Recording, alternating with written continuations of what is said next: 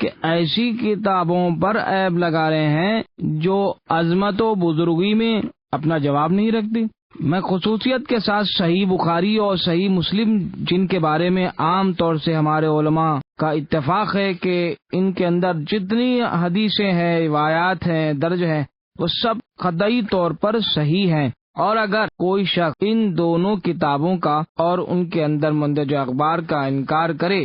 اور ان کو غلط بتائے تو در حقیقت اس نے اصل مذہب سنت الجماعت کا انکار کر دیا، کیونکہ قرآن مجید کے بعد اہل سنت کے اعتبار کا دار و مدار نہیں ہے، دونوں بزرگ کتابوں پر ہے۔ جیسا کہ اگر آپ کی نظر سے گزرا ہوا تو ابن حجر مکی نے صواعق مورخہ کے شروع میں ہی لکھ دیا،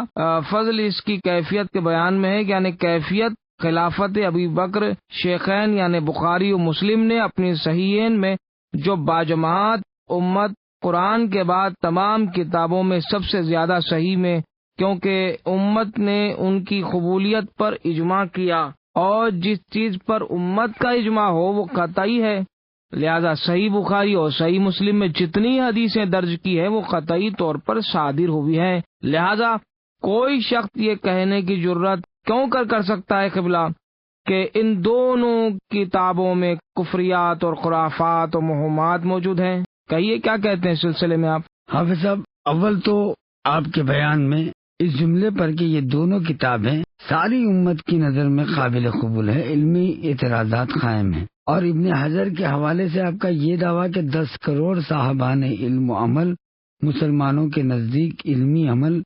اور منطقی طور سے بالکل بے وقت ہے، لہذا اس موقع پر امت کا اجماع ویسا ہی ہے کہ جیسے آپ کے صدر اسلام میں امر خلافت کے لیے قائل ہیں۔ دوسرے، جو کچھ میں کہہ رہا ہوں دلیل برہان کے ساتھ، آپ حضرات بھی اگر خوش عقیدگی کی آنکھ سے نہیں بلکہ حقیقت میں نگاہ سے ان کتابوں کو ملاحظہ فرمائے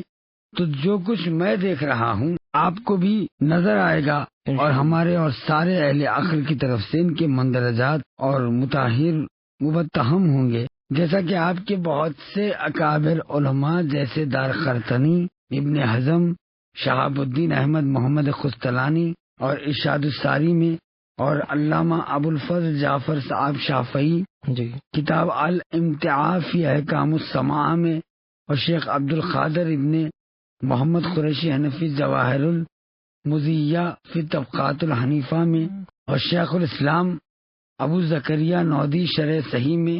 اور شمس الدین الخمی کوكب منیر میں، اور شرح جامع الصغیر میں، اور ابن قیم زاد المعاد فی خیر العباد میں، بلکہ سارے حنفی علماء اور دوسرے سنی اکابر صحیحین کی بعض احادیث پر تنقید اور نکتہ چینی کر چکے ہیں۔ ہماری بات نہیں کر رہا ہوں، اہل سنت کے کئی علماء نے بخاری و مسلم کی کئی روایتوں کو غلط قرار دیا ہے، تنقید بھی کر چکے اور اعتراض بھی کرتے ہیں کہ صحیحین کے اندر بہت سی ضعیف اور غیر صحیح حدیثیں موجود ہیں۔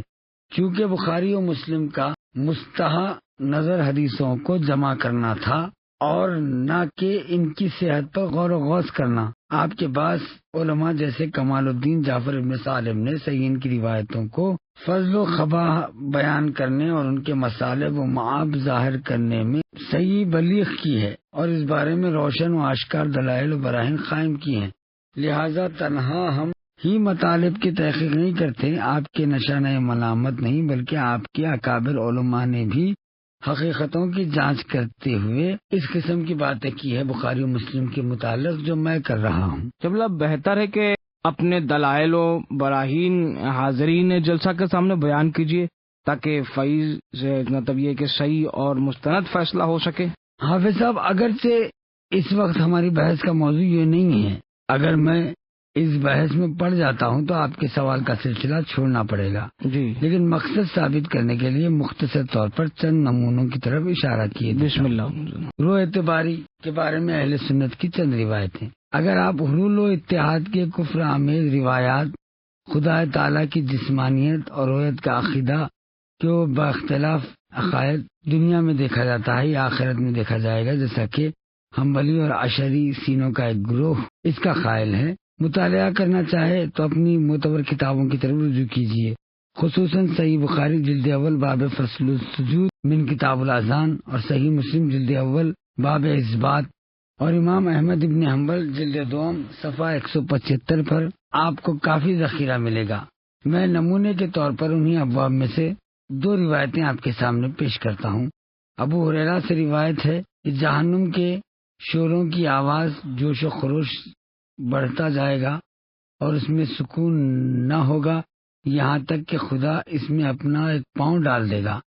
جو جہنم کہے گا کہ بس بس میرے لیے کافی ہے، میرے لیے کافی ہے۔ اور دوسری روایت پیغمبر اکرم نے بیان فرمایا، یہ بھی ابو ہریرہ سے روایت ہے کہ کیا ہم لوگ قیامت کے روز اپنے پروردگار کو دیکھیں گے؟ فرمایا کہ ہاں، ظہر کے وقت جس روز آسمان پر ابر نہ ہو، آفتاب کو دیکھنے سے تم کو کوئی نقصان پہنچتا ہو۔ لوگوں نے عرض کیا نہیں۔ فرمایا جن راتوں میں آسمان پر بادل نہ ہو، ماہ کامل کو دیکھنے سے تمہارا کوئی ضرر ہوتا ہے؟ عرض کیا کہ نہیں۔ فرمایا قیامت کے دن اللہ کو دیکھنے سے بھی تم کو کوئی ضرر نہیں پہنچے گا، جیسا کہ ان دونوں کے دیکھنے سے تمہارا کوئی نقصان نہیں ہوتا۔ جب قیامت کا دن ہوگا تو خدا کی طرف سے اعلان ہوگا کہ ہر گروہ اپنے معبود کی پیروی کرے، بس اللہ کے سوا بتوں کی پرستش کرنے والا کوئی شخص ایسا باقی نہ ہوگا جو جہنم میں نہ جھونک دیا جائے گا، یہاں تک کہ نیک و بد لوگوں میں سے سوا ان افراد کے جنہوں نے اللہ کی پرستش کی ہوگی۔ وہ سب اس کو دیکھیں گے اور فرمائیں گے کہ میں تمہارا خدا ہوں۔ مومن عرض کریں گے کہ ہم تیری خدائی سے خدا کی طرف پناہ چاہتے ہیں، ہم وہ لوگ نہیں ہیں جو خدا کے سوا کسی اور کی عبادت کریں۔ خدا کہے گا کہ تمہارا اور خدا کے درمیان کوئی ایسی نشانی ہے جس کو دیکھ کے تم پہچان لو؟ وہ کہیں گے کہ ہاں۔ اسی وقت اللہ اپنے پاؤں کی پنڈلی کھول دے گا، یعنی پاؤں کو اریاں کرے گا، اور مومن اپنے سر اٹھائیں گے اور اللہ کی کو دیکھیں گے اسی صورت میں جس میں پہلی بار دیکھا تھا۔ پھر وہ کہے گا کہ میں تمہارا پروردگار ہوں، اور سب اقرار کریں گے کہ تو ہمارا خدا ہے۔ آپ کو خدا کا واسطہ انصاف کیجیے، کیا اس طرح کی باتیں کفر انگیز نہیں ہیں کہ خدا اپنے کو جسم عنصری صورت میں انسان کے سامنے پیش کرے گا، اپنی پنڈلی دکھائے گا، جہنم میں اپنا پیر ڈال دے گا؟ مسلم ابن حجاج نے اپنی صحیح میں رو اعتباری کے اس بات کا افتتاح کیا ہے کہ ابو ہریرہ اور زید ابن اسلم اور سعید ابن سعید وغیرہ سے ایسی گھڑی ہوئی روایتیں نقل کی ہے کہ آپ کے بڑے بڑے علماء جیسے زہبی نے میزان الاعتدال اور جلال الدین سیوطی نے لیالی المصنوعات فی احادیث الموضوعہ میں اور سبت ابن جوزی نے الموضوعات میں ان احادیث کے وضعی ہونے کے دلائل سے ثابت کیا۔ اگر ان لوگوں کی روایت کو باطل ثابت کرنے والی دلیلیں نہ بھی ہوتی تو قرآن مجید کی کثرت سے آیتیں صریح طور پر روایت کی نفی کر چکی ہے۔ قبلہ و کعبہ، آپ نے تو ماشاءاللہ بہتر سے بہترین تو جواب دیا، لیکن اب قوی امید ہے کہ اب جو سوال میں کروں گا شاید اس کا جواب آپ کے پاس نہ ہوگا۔ لیکن مجھے یہ بتائیے قبلہ کہ چونکہ آپ نے شیعوں کی تب رہنمائی میں آپ نے دفاع میں شیعت میں اقدام کیا ہے، تو لہذا میں سوال کرتا ہوں اسی موضوع پر کہ کیا مولا علی کرم اللہ وجہ منقول نہیں ہے یہ قول کہ مولا علی نے فرمایا کہ میں ایسے خدا کی عبادت نہیں کرتا ہوں جس کو دیکھا نہ ہو، لہذا معلوم ہوتا ہے کہ خدا دیکھنے کے قابل ہے، علی کرم اللہ وجہ نے ایسا فرمایا ہے۔ کیا کہتے ہیں اس سلسلے میں آپ قبلہ؟ حافظ صاحب، جناب نے آپ نے حدیث کے صرف ایک جملے کی طرف اشارہ فرمایا ہے۔ میں آپ حضرات کی اجازت سے پوری حدیث پڑھ رہا ہوں جی، جس سے آپ کو خود ہی جواب معلوم ہو جائے گا۔ بسم اللہ۔ اس حدیث کو شیخ بزرگ ثقۃ الاسلام محمد ابن یعقوب کلیلی نے اصول کافی کتاب التوحید اور شیخ بزرگوار شیخ صدوق علیہ الرحمہ نے کتاب التوحید میں نقل کیا ہے۔ پوری حدیث اس طرح ہے کہ ایک یہودی عالم نے امیر المومنین علی ابن ابی طالب علیہ السلام سے عرض کیا کہ یا امیر المومنین، آیا عبادت کے وقت آپ نے خدا کو دیکھا ہے؟ حضرت نے فرمایا کہ میں ایسے خدا کی عبادت نہیں کرتا جس کو دیکھا نہ ہو۔ اس نے عرض کیا کہ آپ نے اس کو کیوں کر دیکھا؟ فرمایا کہ اس کو یہ ظاہری اور مادی آنکھیں نہیں دیکھ بلکہ دل اس کو حقائق ایمان کے نور سے دیکھتے ہیں۔ جی، چنانچہ حضرت علی علیہ السلام کا یہ جواب خود آپ کے سوال کا جواب ہے۔ اگر حدیث کو آپ پورا پڑھ لیتے تو وہ اس میں خود جواب موجود ہے۔ عبدالحی صاحب فرمائیے آپ کیا کہتے ہیں؟ قبلہ کیا پتھر کی حرکت زیادہ اہم ہے یا عصا کا اژدہا ہو جانا؟ پتھر کی حرکت بڑی چیز ہے یا وہ نو معجزے جن کی خدا خبر دے رہا ہے؟ مولانا عبدالحی صاحب، مثل مشہور ہے خوب وری آموختہ آیت، یعنی آپ نے درد خوب سیکھا ہے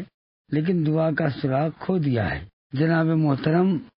میں معجزات انبیاء کا منکر نہیں ہوں، بلکہ قرآن مجید کے حکم سے معجزات اور فرق عادات پر ایمان رکھتا ہوں، اور اسی طرح ائمہ طاہرین علیہ السلام کے معجزات کا بھی قائل ہوں۔ اس سے بڑھ کر کون سا حق تھا کہ حضرت موسیٰ علیہ السلام کی صفائی پیش کی جائے تاکہ لوگ سمجھ لیں کہ آپ کا فتح نہیں ہے؟ علی جناب، فرض کر لیجئے کہ جناب موسیٰ کو فتح ہی تھا تو اس سے آپ کے منصب نبوت کو کیا نقصان پہنچتا ہے؟ پیغمبروں کے لیے جو چیز عیب ہے وہ ذاتی نقائص ہے، جیسے اندھا، بہرا، بہنگا، 6 انگلیاں والا، 4 انگلیاں والا، فحش گو،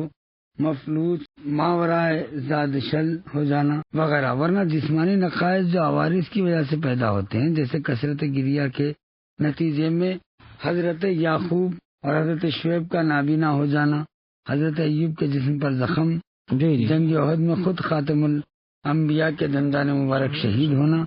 تو یہ دوسری چیزیں منصب نبوت کو کوئی ضرر نہیں پہنچاتی ہے۔ فتح بھی ایک جسمانی مرض ہے جو بعد کو عارض ہوا ہے، ابتدا سے نہیں ہے۔ ابتدا سے ان تمام چیزوں سے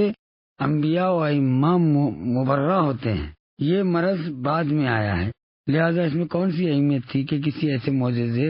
اور خرق و عادات کے ذریعے سے اس سے برات ثابت کیا جائے جو پیغمبر کی حتک، حرمت اور کشف تک منحصر ہو جاتی ہے۔ یہ روایت بھی دیکھیں کہ ملک الموت کے چہرے پر موسیٰ کا تھپڑ مارنا، اس خیال سے کہ جناب مولوی سید عبدالحی ابو ہریرہ یا بخاری و مسلم کی طرف جنہوں نے اس طرح کی گھڑی ہوئی محمل روایتیں نقل کی ہے، دفاع و صفائی کی کوشش فرمائے۔ ایک اس سے زیادہ مضحکہ خیز روایت کی طرف اشارہ کرتا ہوں۔ آپ حضرات یقین کر لیں کہ سیاح کے بارے میں جس طرح غلو کیا گیا ہے، کیا وہ ایسی ہیں؟ بخاری نے صحیح جلد اول 156 اور جلد دوم 163 پر ایک باب قائم کیا،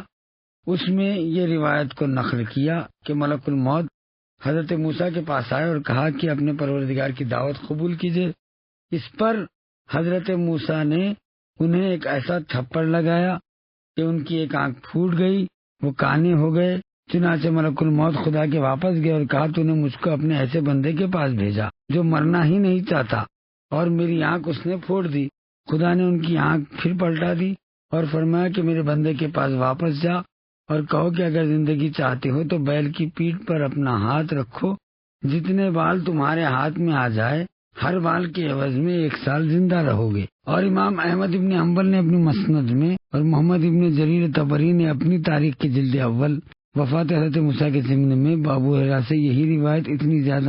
زیادتی کے ساتھ نقل کی ہے کہ زمانہ حضرت موسیٰ تک ملک الموت بندوں کی روح قبض کرنے کے لیے ظاہر بظاہر کھلم کھلا آتے تھے، لیکن جب سے موسیٰ نے ان کے چہرے پر تھپڑ مارا ان کی آنکھ پھٹ گئی، اس کے بعد پوشیدہ اور چھپ کے آنے لگے۔ اب بتائیے اس قسم کی مضحکہ خیز کتنی روایتیں بخاری و مسلم میں موجود ہے، کثیر تعداد میں اس قسم کی روایات موجود ہے، اور پھر بھی آپ کا یہ کہنا کہ وہ معتبر ہے، صحیح ہے، قرآن کے بعد درجہ ہے، کہاں تک صحیح ہے آپ خود اس کا فیصلہ کر لیں۔ دیکھیے ماشاء اللہ قبلہ آپ نے بہتر سے بہترین دلیل دی ہے، میں حتی الامکان حتی المقدور مطمئن تر ہوتا جا رہا ہوں